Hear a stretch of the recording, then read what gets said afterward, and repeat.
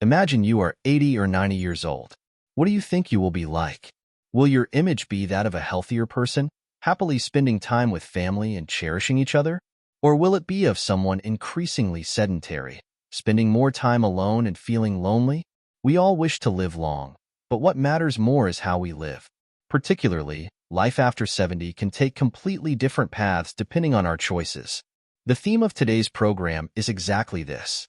By the age of 70, we need to reduce walking time and should engage in many other activities.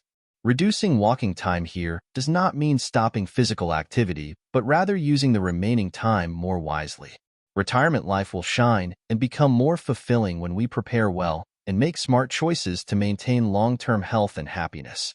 After listening to this program, you will recognize the necessary changes starting tomorrow or even right now. These changes will bring you profound happiness and stability in your life. Today, we will begin with the story of Ms. Emily Johnson. She is 72 years old. In her youth, she lived more diligently and enthusiastically than anyone else. However, after retiring, her daily life changed significantly. Every morning, she walks a few laps around the neighborhood park and then goes home to watch TV, which takes up most of her day. Initially, such a leisurely life was very enjoyable, but over time, she felt as if she was losing something. Although her body was healthy, her soul seemed increasingly empty. She mentioned that she did not frequently meet friends and felt that her life was passing by meaninglessly. In this situation, what changed her was encouragement from a close neighbor. Would you like to try volunteering? Recently, I've been helping the elderly by distributing lunchboxes. She was hesitant at first, as she had never done such work, but when she participated, she realized that it was not just a simple activity. Talking with the elderly and receiving their thanks made her feel genuine happiness after a long time. She said that since that day, she no longer wanted to let herself remain idle. She realized that if she did not take action, her life would also come to a halt. Ms. Johnson's story brings us an important lesson. Life after 70 is not just about being content with physical health. What matters more is whether our spirit and heart live a vibrant and meaningful life. After 70, we need not only exercise, such as walking, but also engage in other mental, emotional, and social activities. So, what are you currently choosing in your life? What does a day of yours mean? Today, we will sequentially share 6 things to do after 70. These are not only ways to maintain health, but also habits to enrich your life and bring happiness and peace to yourself. If you feel lost in life like Ms. Johnson, or you are living well but still looking for better ways, stay tuned until the end. Please leave your thoughts in the comments while listening to the program. Together, we can find a better direction. What is the biggest danger in retirement life? Is it health decline, financial difficulties, or something else? In reality, among these, the most serious issue is isolation. As many studies have shown, social isolation has a severe impact on our health and mental well-being. When our connection with others is severed, we easily feel depressed, and our body's resistance weakens, leading to a loss of life meaning. Especially in life after 70, connecting with others plays a decisive role in maintaining health and happiness. Next, we will share the story of Mr. Robert Smith, 75, a government employee who retired after many years of hard work. In his youth, he was a family pillar, always trying his best for his family. But after retiring, his life changed significantly. He gradually lost contact with his colleagues, and his children were busy with their own lives, leaving less and less time for him to meet with his family. He felt a prolonged sense of loneliness and growing emptiness in his heart. He thought, "I have lived my whole life for my family, but now I feel distant from them." One day, by chance, he attended a gathering at the community center, where he met new people and felt the power of connection. He realized that those of the same age listened to each other's stories and shared laughter, which was truly precious. Since then, he was determined to minimize his time alone and make an effort to meet more people.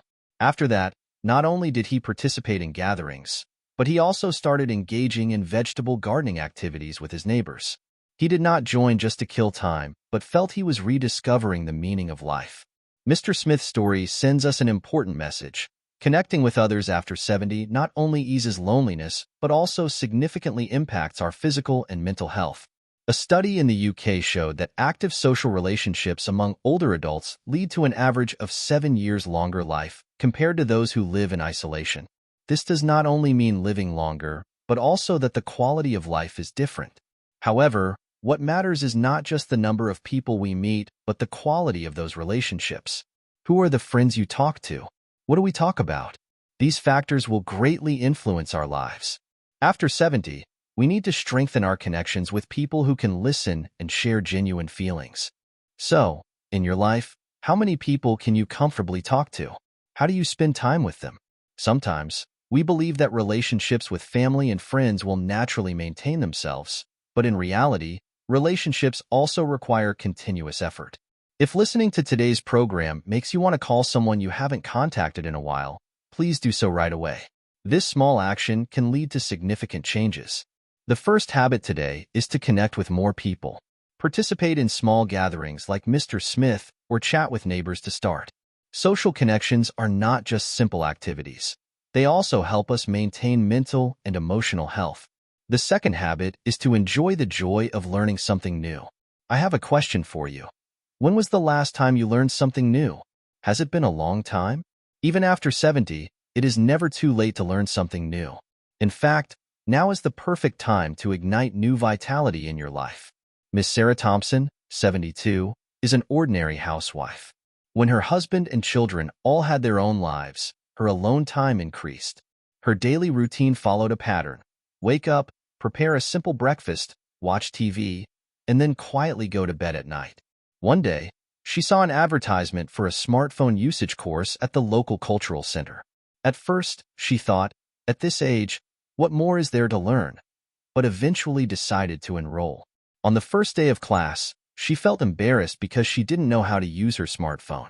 However, thanks to the enthusiastic encouragement from the instructor and other students, she accumulated small successful experiences and gradually started to enjoy new challenges. She said, at first, it was really difficult and strange. But after learning one function, I wanted to learn another. Now, she can video call her grandchildren and find recipes on the internet. Ms. Thompson's story illustrates how the joy of learning something new can bring about significant changes. Many people think that learning becomes meaningless as we get older. However, learning stimulates the brain and reignites vitality. In particular, learning new things in old age positively impacts brain health. Research shows that learning new skills or knowledge helps strengthen neural connections in the brain and aids in preventing cognitive decline such as dementia. Learning methods do not need to be overly complicated. For example, learning to use a smartphone can serve daily life, or picking up an old hobby that you have set aside for a long time. Nowadays, there are many online learning resources on platforms like YouTube. Learning a foreign language, painting, or discovering simple cooking recipes are all achievable. The ancient Chinese philosopher Confucius said, "Learning without thinking will make us ignorant, while thinking without learning will make learning meaningless." This saying explains why we need to keep learning, regardless of age. In the process of learning, we overcome our limitations and discover deeper meaning in life. Do you want to learn something new? Is there a hobby or field you have abandoned in the past?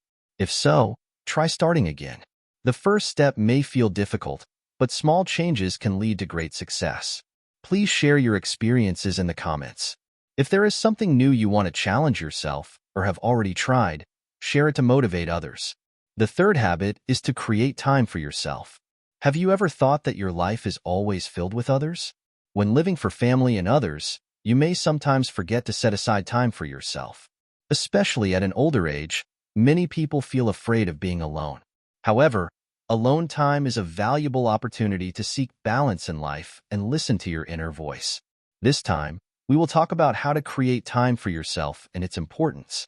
Mr. David Lee, 74, is a retired person. After many years of working to support his family, he had no time to pursue hobbies or relax. Even after retiring, he continued to help his children and grandchildren. But one day, he realized that the whole day passed without any time for himself. He felt tired and empty, wondering, "Why am I so tired? Where has my time gone?" From then on, he decided to dedicate at least 1 hour daily to himself. Every morning, he sits on a bench in the park, reading, or meditating to talk to himself. At first, he felt strange being alone, but gradually, he found satisfaction in his private time. He said, "Now, I feel like I am truly taking care of my life. I need to be happy to be able to help others."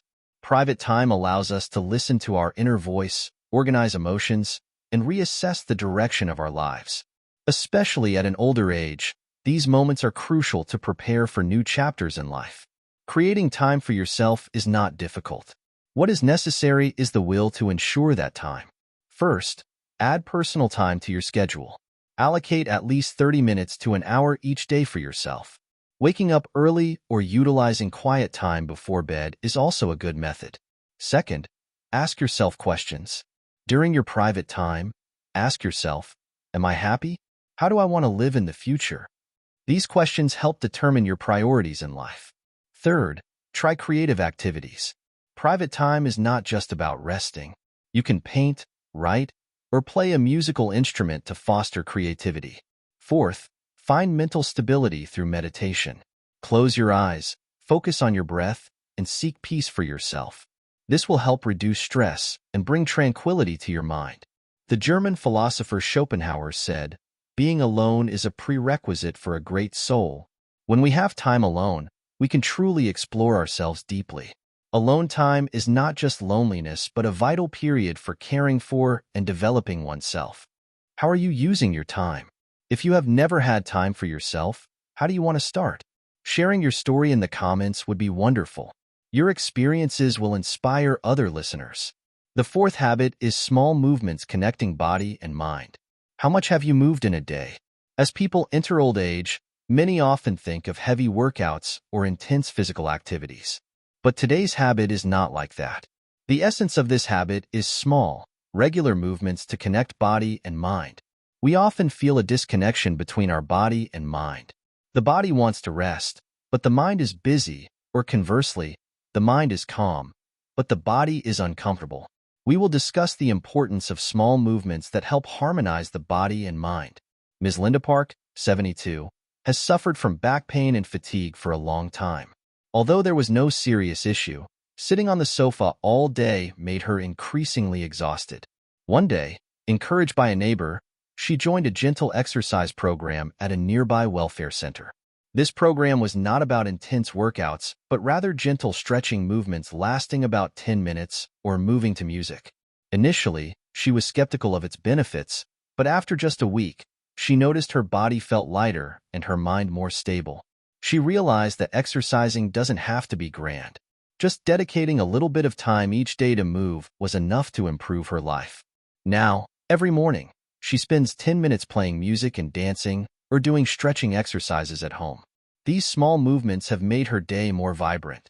Movement not only helps maintain health, but also greatly impacts inner peace. First, physically, gentle movements relax muscles and improve blood circulation. Particularly, appropriate movements in old age help maintain joint health and independence in daily life.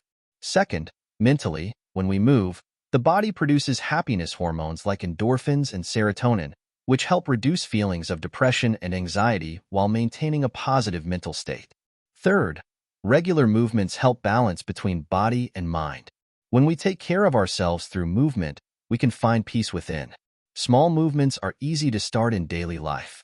Here are some methods you can implement immediately. First, stretch in the morning. Right after waking up, dedicate about 10 minutes to do gentle stretching exercises. Second, move to the rhythm. Play your favorite music and move to the beat. Just dancing lightly is enough to make you feel joyful and full of energy. Third, use the stairs. Instead of taking the elevator, walk up 1 or 2 flights of stairs each day.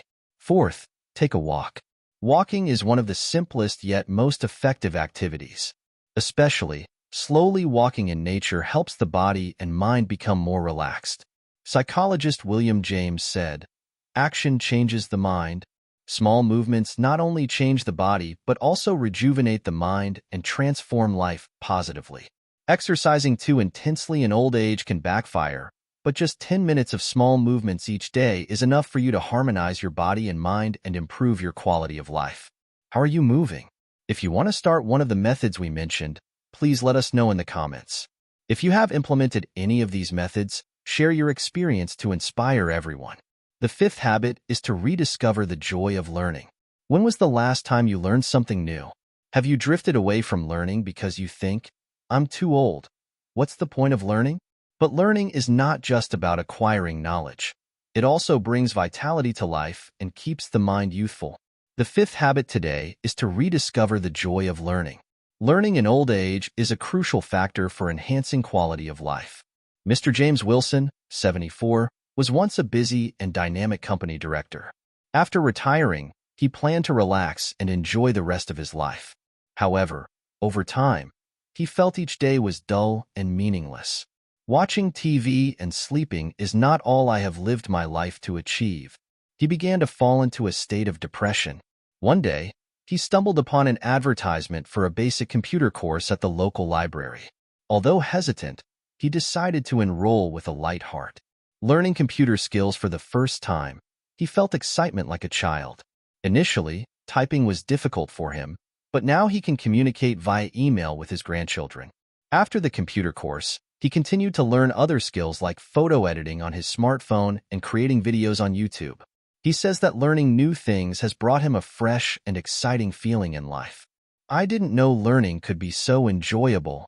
Now, each day has become something to look forward to. Learning in old age is not just about knowledge. Here are 5 main benefits that learning brings. First, it maintains brain health. New learning activities stimulate the brain, improve cognitive function, and reduce the risk of diseases like dementia. Second, it enhances vitality. Learning something new gives you a sense of accomplishment and confidence, which boosts your energy in life. Third, it strengthens social connections. In the learning process, you will meet new people, interact with those who share similar interests, and mitigate feelings of loneliness. Fourth, it fosters motivation for new challenges. Learning something new develops a spirit of conquest. Particularly, daring to challenge oneself in old age carries greater significance. Fifth, it allows for self-reflection and growth. Learning helps us reassess ourselves and opens up new perspectives, leading to inner maturity. Learning doesn't have to be complicated. Here are some simple activities that anyone can start. First, learn a language. Learning a language at a gentle level stimulates the brain and opens up new experiences like traveling. Second, get familiar with technology. Learning how to use a smartphone, edit photos, or use email are very useful courses in daily life. Third, engage in artistic activities. Painting, writing music, or participating in art activities can help you express emotions and soothe your soul. Fourth, writing. Writing a memoir or keeping a journal is a way to organize your life and preserve precious memories for future generations. Fifth, participate in local cultural courses. Take advantage of free courses at libraries or cultural centers to connect with the community and learn new knowledge. Pursue your interests. Seek out areas that intrigue you. Learning should be enjoyable to be sustainable. Start with small things. You don't need to begin with difficult subjects. Start with small goals and gradually expand. Use the resources around you, such as libraries, welfare centers, and online courses, to easily access learning opportunities. Sharing what you learn with friends and family will bring even greater joy. The ancient philosopher Socrates said, "I know that I know nothing." This shows that the path of learning is endless. Age is just a number.